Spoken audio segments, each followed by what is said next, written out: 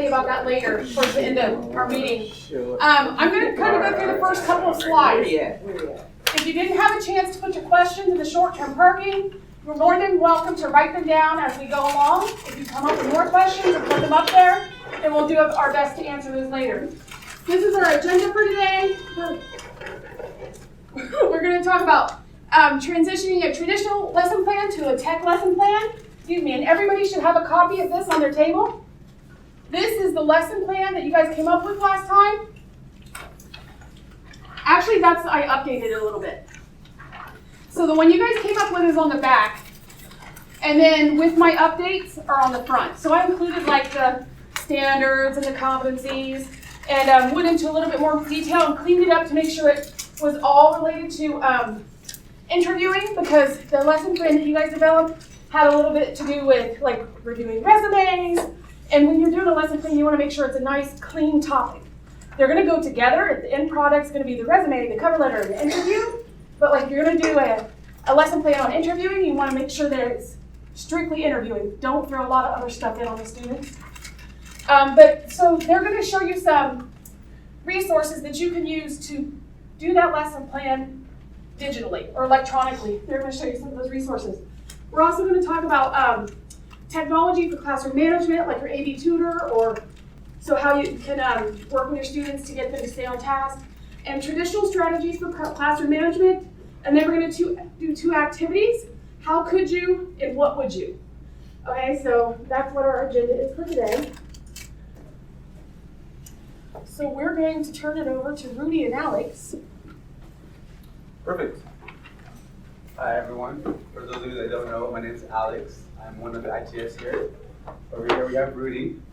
Hello, how you guys doing? Awesome, Rudy. Awesome.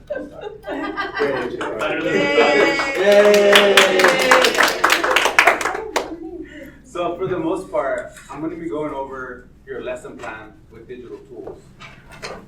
Most of you guys actually completed this last time you guys were here. Is that correct? Okay. Yeah. So what I really wanted to do is give you guys this format for your lesson for interview skills, but in a digital format. I ended up creating a HyperDoc.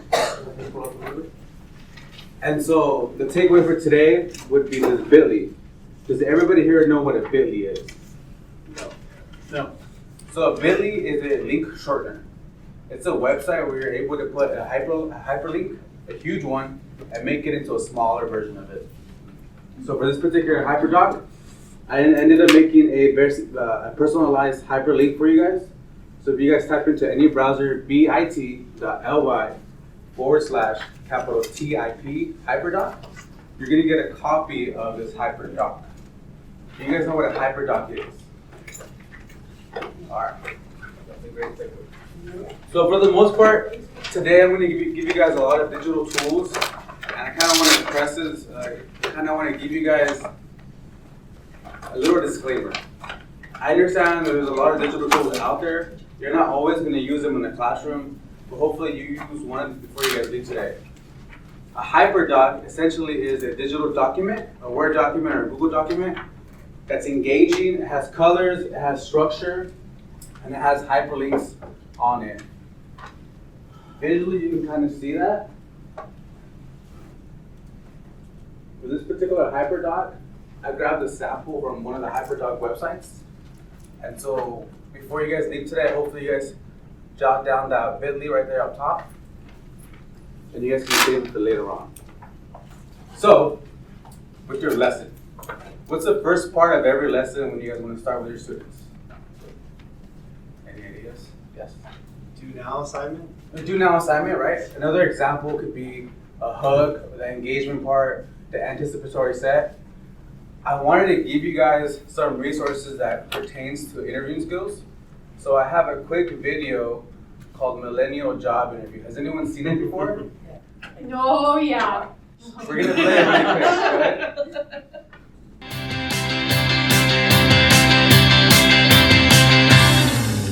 Was that a good interview? The best. The best, right? Hired on the spot. I showed that to my students, that video.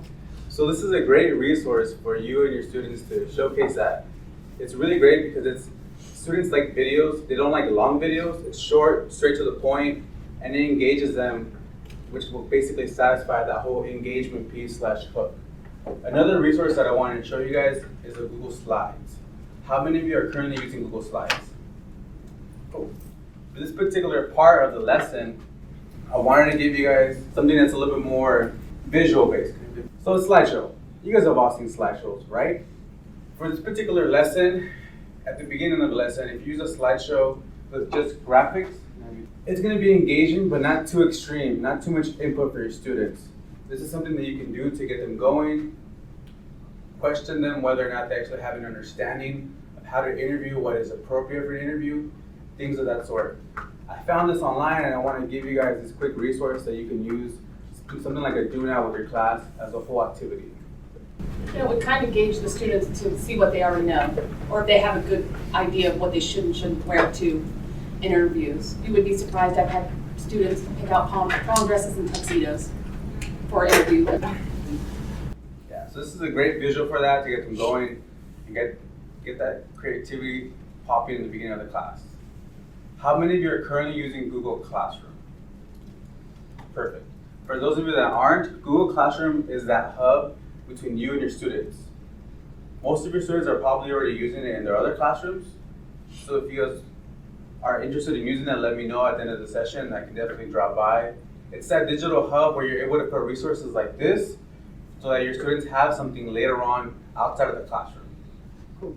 Another cool thing that you can do for the hook, just to get them going, is using that Google Classroom once again. Through Google Classroom, you're able to create assignments. If you create an assignment with a Google Doc and push out some common interview questions, not only will your students receive that documentation and that assignment, they're able to return it to you and you're able to grade it all within one platform, which is pretty ideal, right? And so the next part of the lesson that we have here is the explore part, the info part. The usual and traditional ways for this particular part of the lesson usually is a lecture. But how many of you get tired of talking all the time? Okay. The rest of you, that's okay. Some ideas for that would be a presentation or a slideshow. And for this one, we have the Interviewing 101. This is a great resource that, for this particular part of the lesson, this slideshow has a lot more context to it, a lot more content. It's meant to be something that's standalone with your students. You guys can go through the content slide by slide, pause, give them the information that they need, and ultimately, if you guys use Google Classroom, you're able to store it as a material so that the students have this presentation when they're finally ready to actually go for that interview. How many of you have ever used a graphic organizer before? I wanted to showcase a new way for you guys to use a graphic organizer. I wanted to continue the trend of using Google Slides. So I'm going to have you click on the last tab on the right side. All right, so here we have a simple slideshow, right? Do's and don'ts, the title. In the next screen we have greetings. The next screen we have appearance. Next screen we have communication. And the following is body language. And the body of each slide is pretty empty so far. But utilizing Google Classroom as that hub, you're able to push out this slideshow to your students. You give them edit rights, and then your students, divided into 4 groups, are able to actually fill in the do's and don'ts for each particular topic. Then instead of you actually providing the input to your students, you have them do the input for you. And they're able to work in a collaborative way with each other. And at the end product, you guys are going to have something that the whole class built together. Thumbs up if that kind of makes sense. So I wanted to give you guys an example. If you guys do want to push this into your classroom, I can definitely help you guys with that, because there is a couple of steps before you have to push it out to your students. So just let me know if you have any questions afterwards. I think that's a really good idea because it gives the students to research the topic. So you can assign one group appearance, and then they can research the do's and don'ts, and then they would fill it up. And then you can even have the students get up and present their slide. Or you could critique it together as a class and decide, did these students find the right information? Does everybody agree with that these are the appropriate do's and these are the appropriate don'ts? And at least it gets them to interact with the content more. Because you know, a lot of kids just take pictures. You could Okay, I kind of got my do that notes. with any kind of assignment, right? Exactly. Yes. You can. You know, they'll have to come visit me Yeah. again. Let me know. let me know. So all of these tools and applications that I'm going to show you can be used with any assignment. It's just for this particular section, I know you guys are working on interview skills, so I wanted to give you guys different options. I understand you guys probably won't use all the options. Sorry? Graphic organizer. So there's a lot of tools to it. So if I had a class, what would be the next part of my lesson after the explore and input part? Do you guys see the next part? Explain and modeling. Explain and modeling. For this one, there's not too much to it in terms of digital tools, besides the physical modeling of it. But I did have this presentation at Interview 101 again. And for this particular slideshow, can I have you able to present? There's a cool part to it where you can actually stop the presentation, have your students do the activity. And I think this is it. Here we go, bad handshakes. What cooler activity would you have than to have your students practice bad handshakes followed by the good handshakes? So I can have you go through them. Your students will love this device.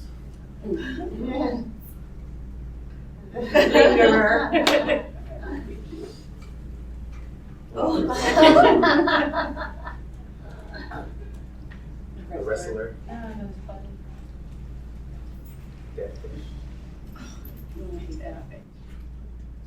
This is the millennial. Yep.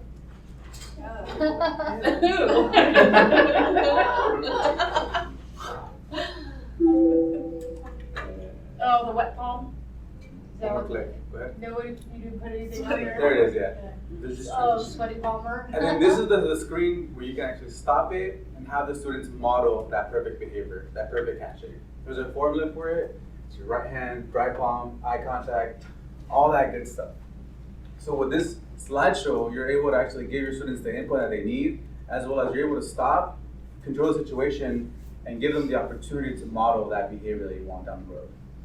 Another cool activity that I thought of for the perfect handshake would be having your students split into two groups. Have the first group split into a smaller circle, and then the other group into the outside of the circle, and then have them just model that perfect handshake, and then rotate. Rotate one, so everybody gets to shake everybody's hand. Just have a really big bottle of hand sign Yeah. everybody. Make sure you have plenty of material. Exactly. So that would be what I can kind of provide for you guys for the modeling part. There's not much to it because unfortunately, that is something you need to do without kind of digital tools. But visuals definitely help. Maybe go back to the HyperDoc. All right, so this is the best part, at least for digital tools in my opinion. The next two parts would be the apply, the guided practice, or checking for understanding. The biggest tool that I think is the most effective in the classroom would be a Kahoot. How many of you guys have heard of Kahoot before? Because of how have you guys used it before in the classroom? And Quizlet. Quizlet? Yeah. Did you guys want to take one, or you guys would just take my word for it? Because I have a quick one that I made. Well, actually, I found and remade for this particular presentation. Do you guys want to take one really quick? We could try it and see if we can get all the answers right. All right, so go ahead and take out your mobile device. I'm gonna log in really quick. I want to win. Go ahead and go to a browser and type in kahoot.it. I'll give you guys the code in a second. I gotta log in, I forgot mine. And it was really quick to make one. I know most of you said you were using it, but I went out and subbed last week, and I needed something to review with the students because they were going to go to another classroom where they wouldn't have access to their notebooks to review beforehand. So I just made one real quick, and then we ran through it together before they took their quiz.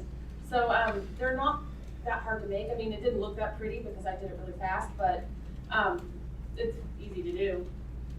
And it's a good review for checking for understanding, just to see if they're understanding. And it gamifies it. The students get quizzes every day, every other day, pop quizzes. This is a great opportunity to get the whole class engaged. They get to be creative, they get to create their own nicknames, and it becomes a competition. Using either a HyperDoc or using Google Classroom, you're able to push out the Kahoot to your students. It just depends on your preference. And when you guys are ready to kind of implement it in the classroom, if you need help, let us know. We're here to help you guys out with that. Additionally, the other things for checking for understanding would be a Google form. How many of you have used a Google form before?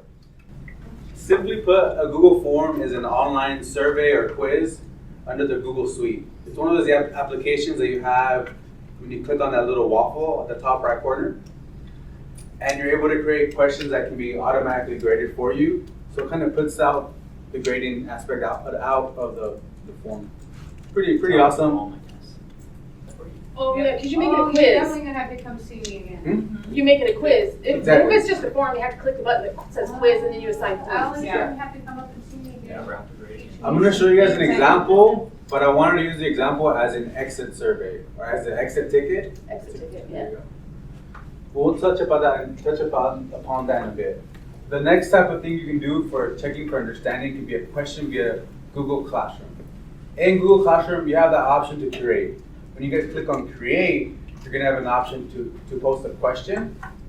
When you guys post an open worded question in Google Classroom, your students are able to see each student's responses, and then it becomes a discussion. It's pretty awesome, so visually they can see everyone's answers, and sometimes you can see that not all students answer the same question the same way. So you'll have that, and if you have that in your Google Classroom, it just stores it for you, so you'll have that for reference down the road. And then last but not least, it'll be a Google Doc assignment. How many of you have actually used a Google assignment before? We'll work on the ones that don't use Google assignments yet. That's definitely a useful tool.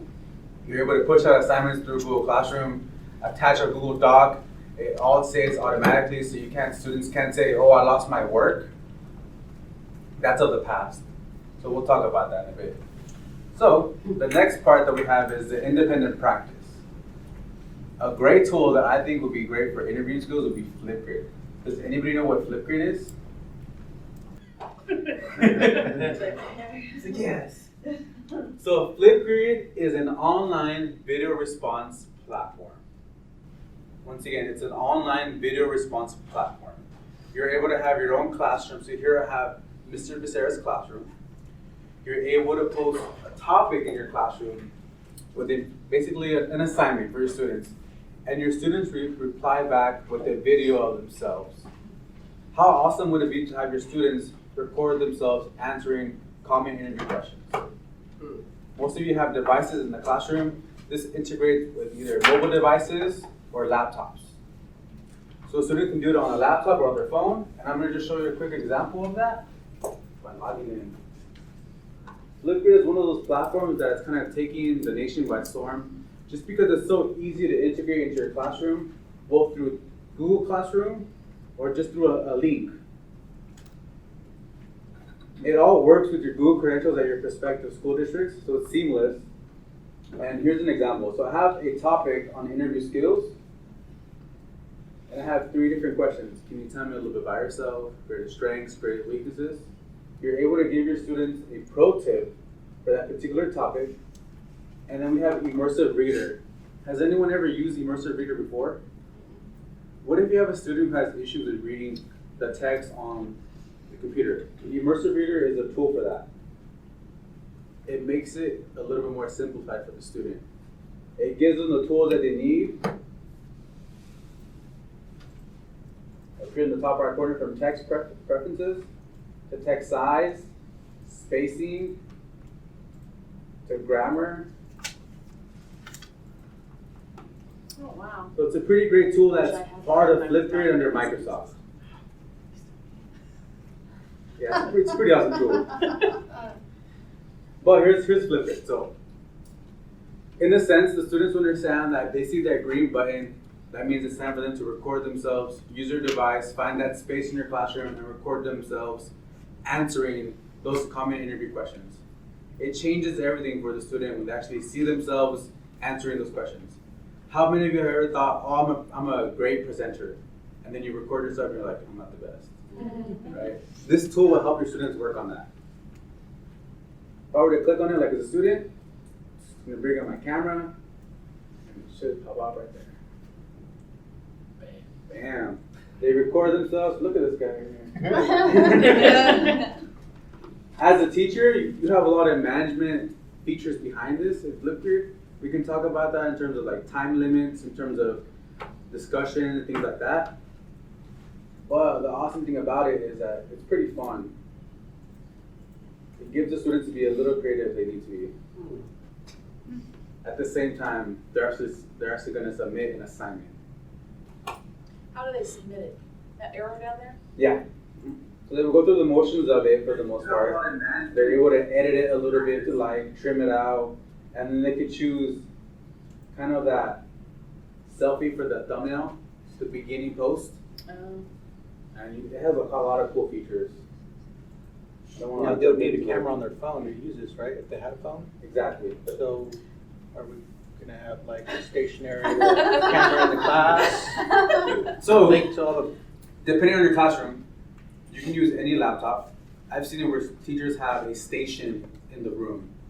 And so then they have, all right, you guys, this group right here, go to your Flipgrid station, do the assignment.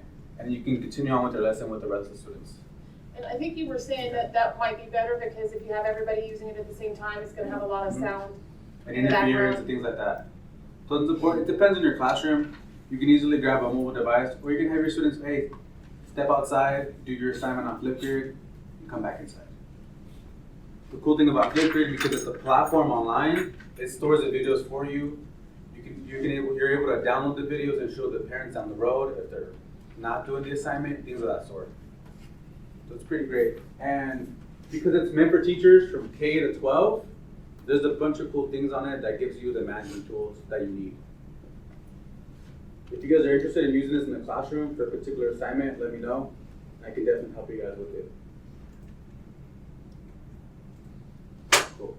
The other cool thing about it, if you integrate your Flipgrid assignment with your Google Classroom, if your students have mobile devices at home, they're able to do the assignment at home, right? So you have that flexibility with digital tools. Another form of independent practice can be a question via Google Classroom again. Classroom is that hub. If you post a question out there, you give the students the opportunity to answer it through text, and they usually respond a little bit different behind the keyboard than they would in person. And so last but not least, we have the reflection/closure part of the lesson. Always the easiest way to kind of close a lesson with a digital tool would be an exit ticket. So I have one, if you click on that purple tab. Google Forms, this is the layout of Google Forms. It does a really great job at giving you guys templates. This is an exit ticket template. It asks just the first, last name, and 3 simple questions about that lesson at hand. As a teacher, you have full control, and it all works under that Google Suite. So it's pretty seamless in terms of how you can push it out to your students. You're able to collect that feedback and move on with your day. Does anybody have any questions? Oh, it's pretty quiet. And you know what might help is if instead of making them necessarily open-ended questions, if you make them static. So like if you say, what's one important thing do you feel prepared for an interview? Instead of leaving open-ended, if they say, if you do it like degrees, like 1 for no, 5 for really good, if you did that one, then you would have a gauge on where most of the class is because you would have a scale instead of having to read all the text that everybody types. The cool thing about Google Forms is you have options in terms of the type of questions you want to use. So you can have an open-ended question. You can have a question with that bar, 1 through 10, things of that sort. So there's a lot of options for you guys to make that Google Forms. You can even have them like upload pictures or things like that, if that's what, like find a picture of something appropriate to wear to an interview. And then what they would submit would be a picture. It's like evidence that they researched it and found a picture. I use this quite a bit because we do a lot of group projects and stuff, and sometimes it's hard to keep track of each student, making sure that they're involved in the process. And so at the end of the group projects, I almost always do one of these, and I have them basically write each other out. So, hey, what group were you in? How do you do? How do you think you did? Did you contribute a lot? And then, okay, list all your, all the people that were in your group by name. So they would do that. And then how would you rate them? Like they were the leader of the class or they didn't do anything at all. And it really helps me to have a better understanding. They're brutally honest. They'll tell you, hey, this guy, over here, he didn't do nothing. He just sat there the whole time and we did all the work, And so then it really helps you to have a better understanding. And then if the whole group is saying the same thing, you're like, okay. So it helps for if you're looking at individual grades and that kind of stuff. There was a comment in my son's grade book from his teacher that said, Jonathan, you didn't participate very much. That's why you got a lower grade. I could tell by looking at the history. Because the other people in his group had done all the work And he just went in and did a couple things, so she rated him down because he hadn't done his fair share. Yep, so. That's one of the awesome things about the Google platform.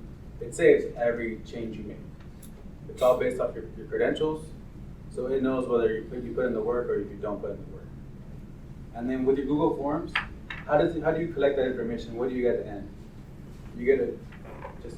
Oh, well, when I do the group ones that I was telling you about, I just go through them and just read them and make sure that, I'm lining up their grade with what they, what their group's grade would be. So I decide if I need to adjust it a little bit more, maybe for the leader or down for the kids that are, not doing much. So.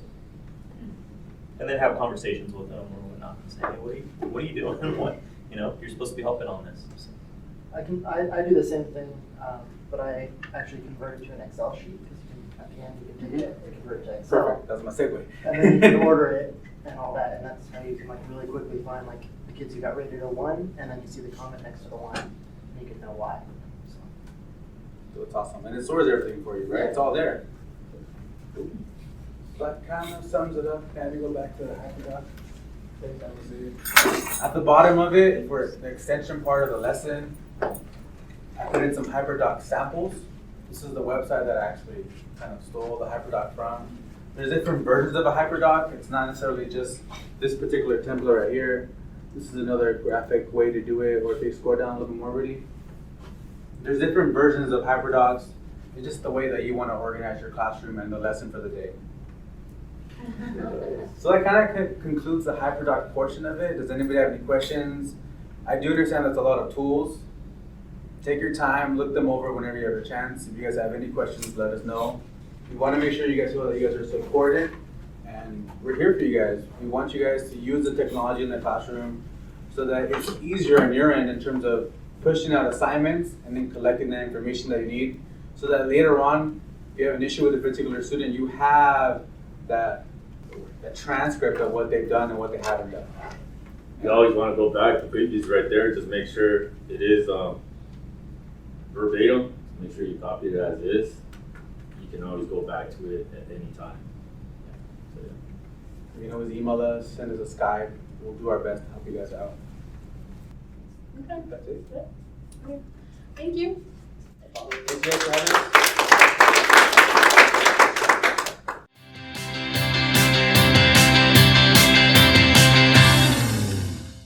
So somebody put a question on the board that says bathroom use tips.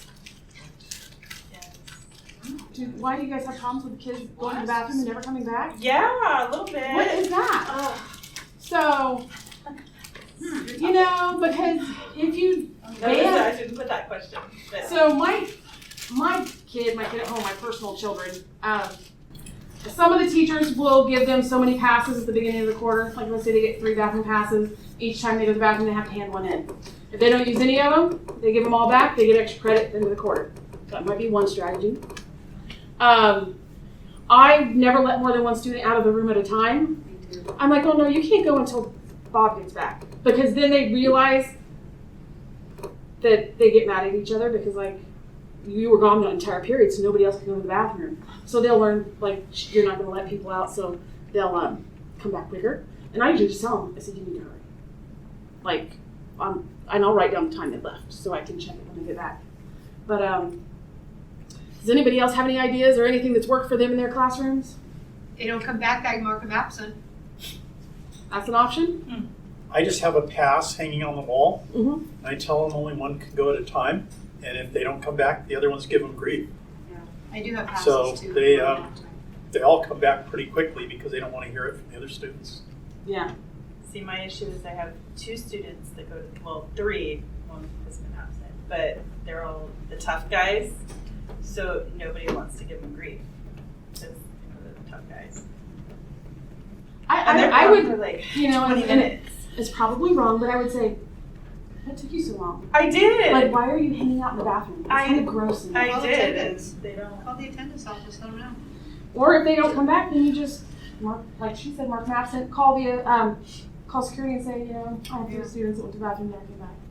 I can't remember Or where or tell I was them up front subbing, but because they might not think that you'll mark them absent. yeah. They might just think, oh, she won't notice we're gone, or she won't do anything about it. So make I would maybe preface that up front and say, we have some issues with bathroom passes. So from now on, if you go to the bathroom and you're gone more than 7 minutes, you will be marked absent. But Your then I feel attendance bad, will 'cause I change. mean, Don't feel bad. No, trust me, You they know are what I not mean? sitting in the bathroom for Don't 10, feel bad. 15 minutes. I don't know, they're- my kid is that They're kid. messy. And, Well, the yes. other part of it is I don't let them go the first 10 minutes or the last 10 minutes. Right. Yeah. So now I've shortened it. It's Right. kind of And like then- I think a school rule all across too, isn't it? Yeah. I know it is for Yucaipa too, like 10 Yeah, minutes, 10. 10 minutes. Anybody else have any, David, do you have any suggestions? All good suggestions.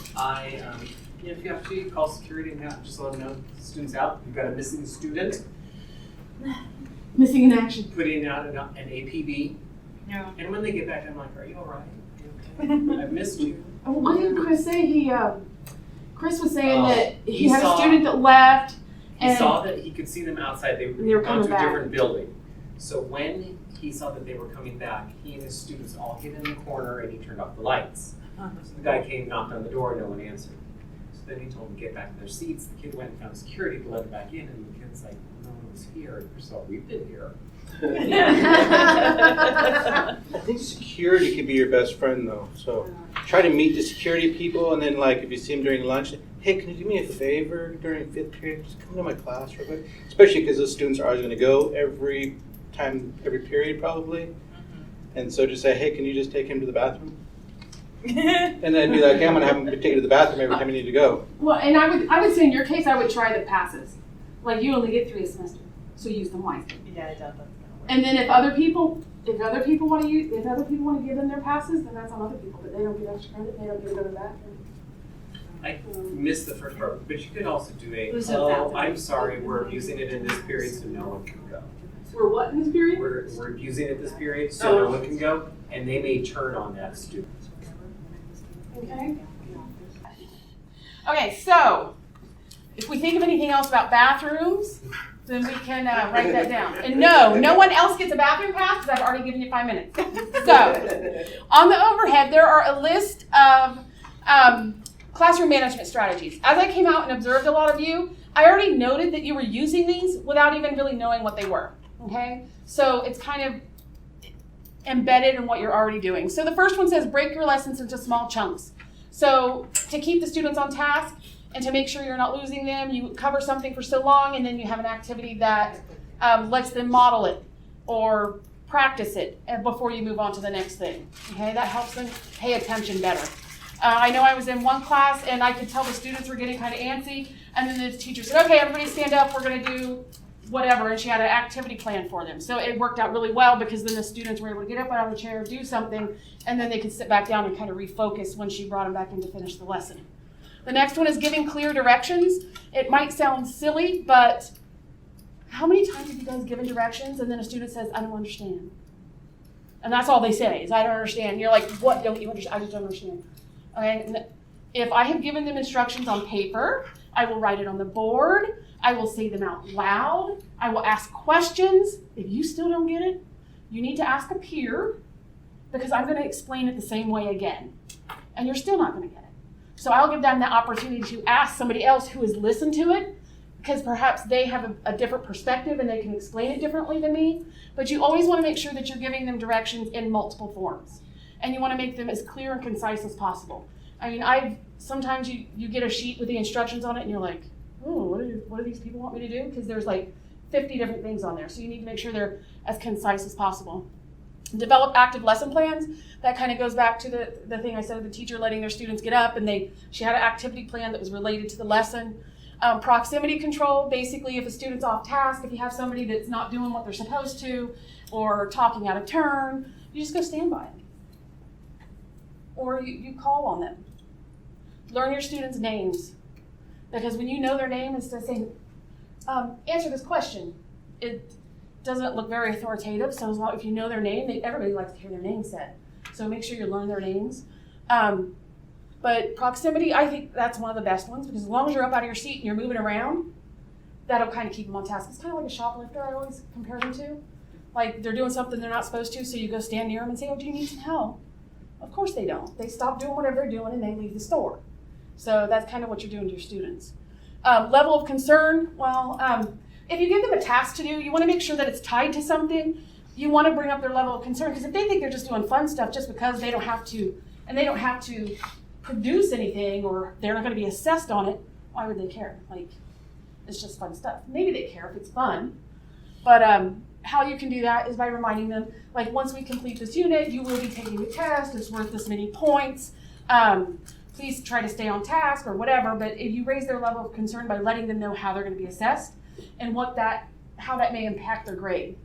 Because some students care about their grades. Preferential seating. Now, when you came in today, what did you have on your name plates? Candy.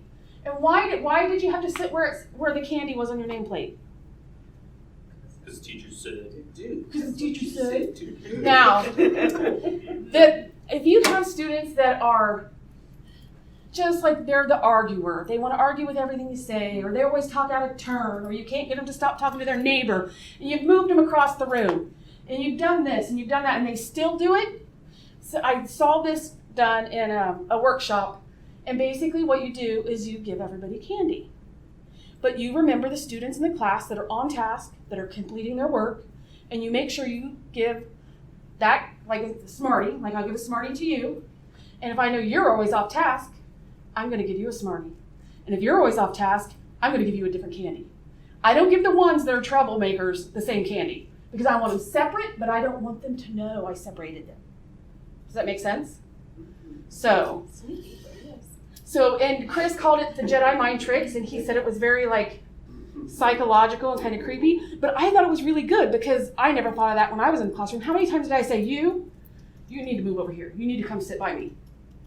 But that was completely wrong because I just called them out and they don't really sit up here.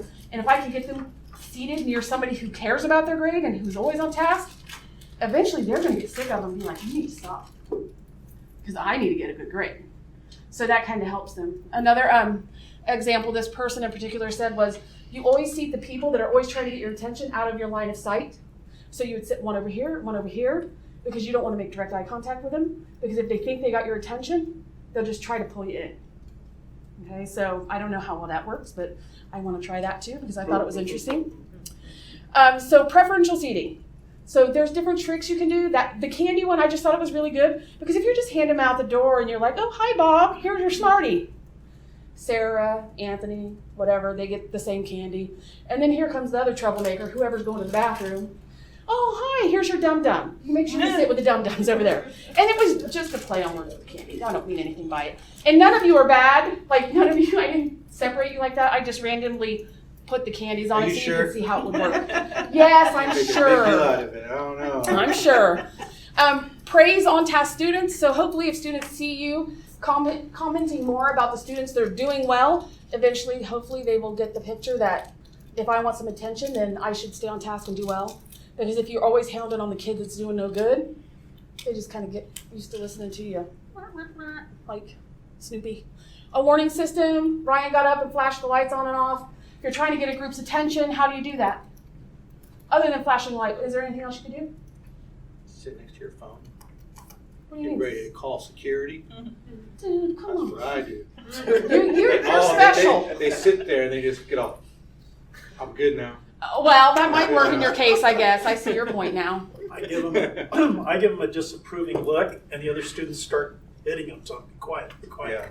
Yeah. Okay, so in your warning system, other than giving that look, I mean, that's not something you would necessarily tell them in advance. But if you have something, I mean, when I did my rules and procedures, I'd always say the first one's, a look or a verbal warning. Like I'm either going to give you the look or I'm going to come over and I'm going to say something. The next one, it's this, and then the third one would be this. So it kind of gave them an idea of where they were falling on my gauge of how irritating they were being. Teach and practice procedures. Honestly, I didn't have very good procedures for about the first 7 years out of the 10. Because it was always changing. I would always try something new, and I was like, oh, that didn't work. So after a while, it got really good. Like, there's certain things we do you don't hand your papers into the basket, you pass them up the row. Only when I tell you to, you don't lay anything on my desk. And you might think, oh, those teachers are a pain. But honestly, when they're bringing stuff at you, like 30 a period, And then they want to come back and say, you lost my paper. I didn't lose your paper because you're not allowed to lay it on my desk. You only put them in my hand. And if you didn't put them in my hand, then I don't have them.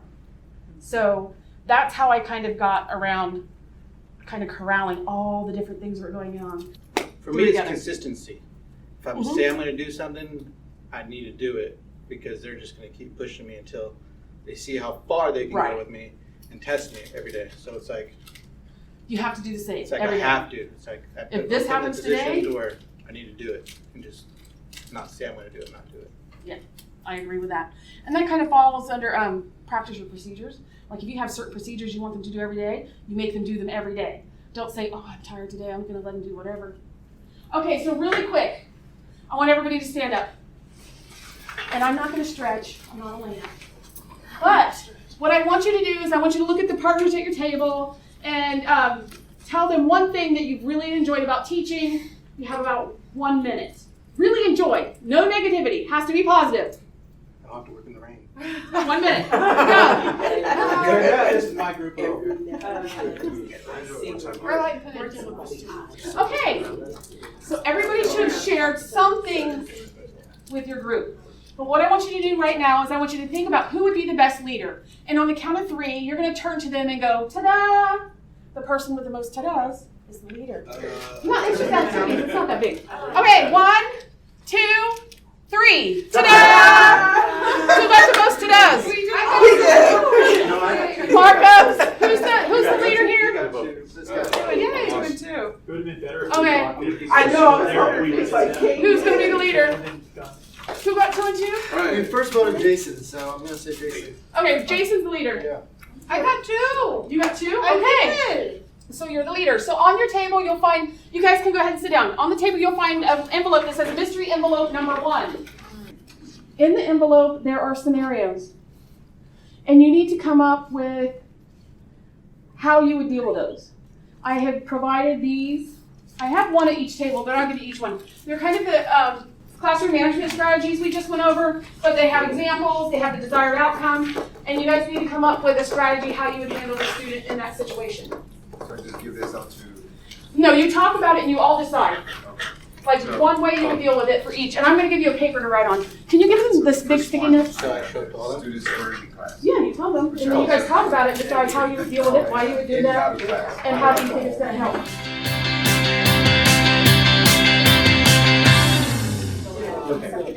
So, Their favorite. if we could come together, and if each group would share your favorite one from the group, the favorite problem and solution. Our scenario today was the students wearing in class. I think I have all the foul-mouthed students, but for the most part, we were discussing among ourselves here, and one of the strategies that we came up with is giving them the look of disapproval. That was one. The other one is, question the student, do you normally speak this way at home? And many of the time, the students, for the most part, are somewhat honest, and they will tell you, no, I don't speak this way at home, or I do speak this way at home. So then you follow it up with, are your parents okay if I call them up and ask them if this is the way that you guys speak at home? And if the student calls your bluff, then you got to come up with another strategy. But if they don't, then you got the student there, and that's just a means of warning them not to speak that way in the classroom is not acceptable. I always tell them that you're in a professional environment and it's not the proper setting for that type of language. Okay, thank you. Middle group. Favorite one. The Tootsie Rolls.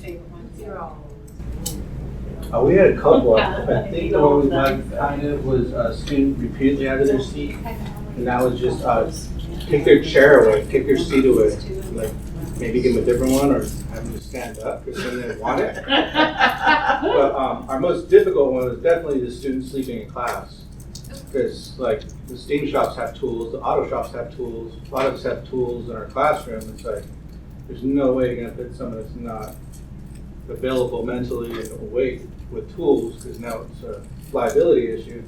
So ours is like, make them do exercises. I don't know. What do you guys do? I always go to them and ask them, are you okay? Do you need to go see the nurse? That's what I usually did. But in your case, it might be a little different. I'm not sure how that all works up there. Like, you can't send them out to see the nurse alone. So you probably have to call security and get them brought up. Yeah, but mainly probably just finding out whether are they working after work or they just staying up like playing video games or. I give them a 0 for the day. Like, there's no points, there's no sense in trying to keep them awake if they're just falling asleep. And that's not a good way to spend my hour with the students that are awake. Most of the time, on them, yeah. most of the time I'm just like, not focused on them, just let them be, or, if they start messing with them, send them outside, stand outside or something. Or clap you to wake them Sorry. up. Clap you to wake them up. Cell phone or? We went with a student on cell phone, texting during direct instruction. And first we would, say something to the student about their phone. David, can you please put your phone away while I'm talking, please? Thank you. If after an attempt or two, maybe, I have them put it on my desk now. I had a girl, I think last week, I finally had to go put it on my desk. And then there's phone jail, like Jesse has what do you call it? Yeah, jail. Is it literally like a little box? Yeah, it's a parcel? little. Yeah. You can order them on Amazon. They're $10. It's a little. It looks like a little jail, and it has slots for your cell phones. It actually has a lock on it. I think if we're you like wanted have to one of use those lock. too. Yes, in criminal justice. Yes. And it's criminal justice, so I just tell the kids there's a warrant out for the arrest of all your cell phones. So if I see it, I don't care how I see it. If I see it, it goes to jail. And they know that now. So even some of the girls, like, they'll keep it in their back pocket where it kind of sticks out. And if I see it, as long as they walk in the class, if they're in the class and I see it, it goes to jail. So they didn't like it at first, but now they're all used to it and they all give each other a hard time when somebody gets arrested. And then the last one we have is Wendy has like a charging station where she has like a shoe bag. Mm-hmm. And she'll just tell them, go charge your phone, and they have to go put it in the shoe bag. That's it. Does anybody else have any other ones with cell phones? Yeah, anything else? We're always doing activities in cell phones, but if I usually just say, you know what, you can do it 2 ways. You give it to me, I'll hand it back to you at the end of the period, or then I would just simply call security. They'll take it down to the office, and then your mom or dad needs to pick it up. So we can take care of it in house, or we can just go down to the administrator. What do you want to do? I don't take it from them. I have them just give it to me. Put it on my desk. And I think the more you can handle the issues in the classroom, the better it is, because once it's out of your hands, you can't control the outcome.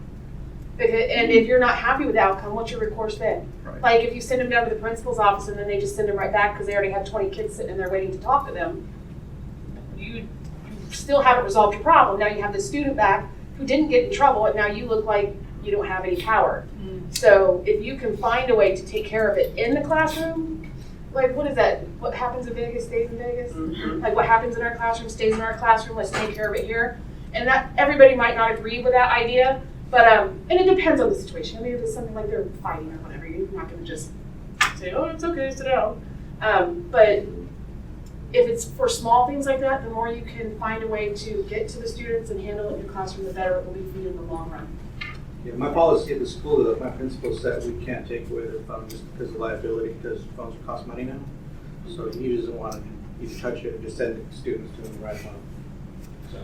Well, and that's a smaller school, so they might have more time to do that. But if you have a school that's got 3,000 kids. 3,000 kids on it, forget it. And I don't know, I think that is more than that. But. I know it's better at use least the phone 3,000. during activities, but if I'm talking or if I'm giving a test, I've told them, if I see your phone at all, you just get an F and you can go on your way. So if I'm handing out a quiz or a test, they put those phones away so fast. I mean, sometimes it's scary how fast they put them away.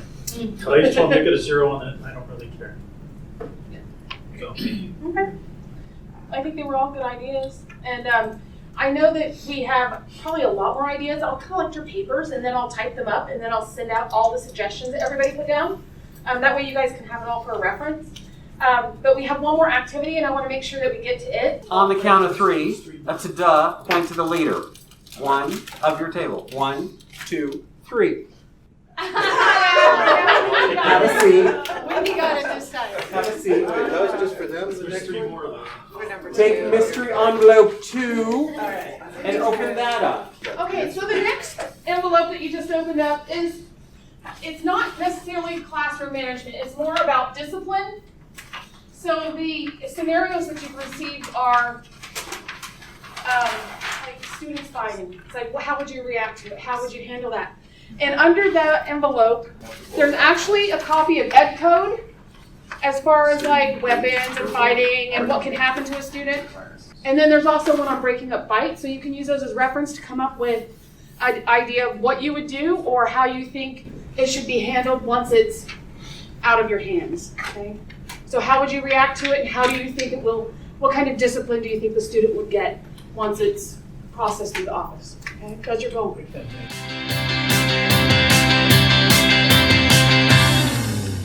So tell us your problem and what you would do. Go ahead, Smarty. Huh? Sure. So we had fighting in the quad was one of our questions. If you see that, then if you can, notify security right away. Yell stop in a loud and commanding voice for the students to stop and tell the spectators to get away, go back to class. And then if there's nobody around, then you need to get some help. And it also recommended on the list here to walk towards any disturbance, because sometimes your presence alone would prevent kids from continuing to escalate to the point of violence. So, would you put yourself in the middle of it? It says specifically not to get involved. What if the student is in danger? It says not to. Did you look at Ed Code? Well, we're just looking on this breaking up fights. Yep. There's Ed Code too. So, Well, because every time a kid's in danger when you're in a fight, obviously. no, that I mean, if it's like, No, because it was the kid that was up in Moreno Valley. He just got punched and he Well, fell one backward and time, hit his head. you're right. Right? So, I mean, any fight can be dangerous. So, what do you, I don't know, I would try to stop it. Run away. Huh? Run away. Just be like, And then that's, okay, so if that was your kid and your kid passed and you found out that the teachers just went, doo-doo, Yeah. what would you do?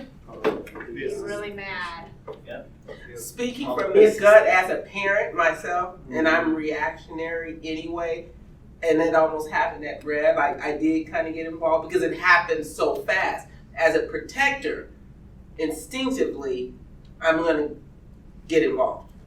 I just know that's who I am. So if it's on there and we're not supposed to do that, then I'm probably going to be in trouble. Okay, knowledge is power, but I do something to either distract or disrupt. I had two Well, kids. it says too, you can, if you know the student by any chance, you could yell their name.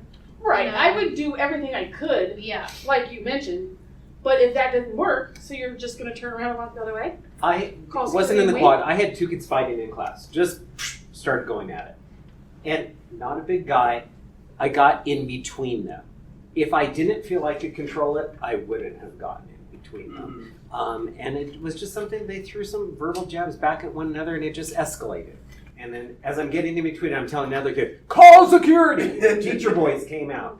And it de-escalated quickly. I was lucky in that case. You kind of pick your battles. I mean, if you know guns are be blazing and that, you'll figure something out. But if it's little kids and Yeah, and to your point as well too, if I can clear other people away from the scene as well too, so others aren't going to get involved in it. We had one in Bloomington last year. Students started fighting, and then a student of mine is standing, getting close, getting in with the phone, and then got hit as well too. Dummy, shouldn't have gotten in closer to the hole. There's a life lesson. Hopefully, hopefully. Life lesson. Oh yeah. Which one I go with? In the meter. Okay. Next one. For vaping, he said if someone's vaping right outside your class. Vaping in class or right outside your class is what it said. Oh. Obviously call security. But we also said that like Say you can, something to them. well, you can use it as like, I'm not gonna call security, or I'm not gonna write you up unless you act out in class. Like I'm gonna, like don't do it obviously, but I should be writing you up. But as long as you like do your work and don't act out in class, then I'll just like keep it. Yeah. Use it as leverage. Yeah. Because it's not going to be your A student outside the class by Blackmail. doing it, because he's going to be doing it no matter what, and he obviously has a problem because he's at school with it. So my students, when I catch them doing something, because they don't care what I think, they don't care what anybody thinks, but if you use it at that point to say, hey, you know what, between me and you, I'm taking it, let's not do it, and you know what, let's see how things go, and I'll use that as leverage. So you're saying you take the pen? Oh yeah, definitely. So if you take it, but you don't report it, He's not going to tell himself. If he does. And if he does, then I was giving him a chance, and I gave him consequences for it. So, because the problems at my school are like, that's minute. My student can come to this class high. Until I feel that they're not in safety or other kids are in safety, it's my responsibility to send them out. So I've asked what their policies were for being high in class, and there's no policy. They'll just get searched, and if there's nothing on them, then they just stay IC. So, yeah. Believe me, I've had a lot of homes. you better get back to class because it's starting about right now. So if I use that little leverage, you know, to say, hey, let's see how you're acting in class, you know, some chips. because they're bad. I don't know. I would probably call security because I prefer them to handle it, and I wouldn't say if I decide to call security, I would probably just do it without saying anything to them because I don't want to give them a chance to hide their stuff. Like if they're going down, they're going to go down. I'll call security and say you need to check on this kid. He's over here or whatever. I don't know. I wouldn't take it from them, but I'd say you need to put that away, and I better never see it again. Because if I do, security will be called. Because I don't know. I just wouldn't take something because that I don't know if that would come to bite me in the behind later or not. Oh, I wouldn't keep it. I would just send it to the office. They don't. So if you send it to the office, you don't have to have a report? No. I just feel like I found this. At the other schools, do you have to? Oh, you just found it on the ground. Well, yeah. I'm not that quick. I had students. I don't know, that kind of puts you at, Oh, Yeah. I had to come up with some scenarios. Okay, we're running out of time. Yeah. Let's the last one go, and I'm gonna copy these down and send them all out too. This actually wasn't one we necessarily picked, but I felt like this was the best one to speak about just because it's a good one that we got preemptive policies to prevent. And that's a student that removes keys from multiple laptops, like K, like the letter keys. And what I do to prevent that is every student is assigned a laptop, but also like my tables throughout the classroom, like this table will have like laptops 1 through 6 in every class. So the next class comes in, oh hey, this key's removed. Well, I know that if it wasn't number 1 assigned to Jeff, that maybe Marcos knows or has something to do with it. So that like prevents that from happening, and once it happens, I have that kind of paper trail, for lack of a better term. Because they have an assignment. Yeah, to know who did it and know who to ask about. Let's say all 4 of these laptops, the keys are removed. Well, I know it's this whole group. And then just pranking with technology in general, I think it's important to be like a step ahead of students.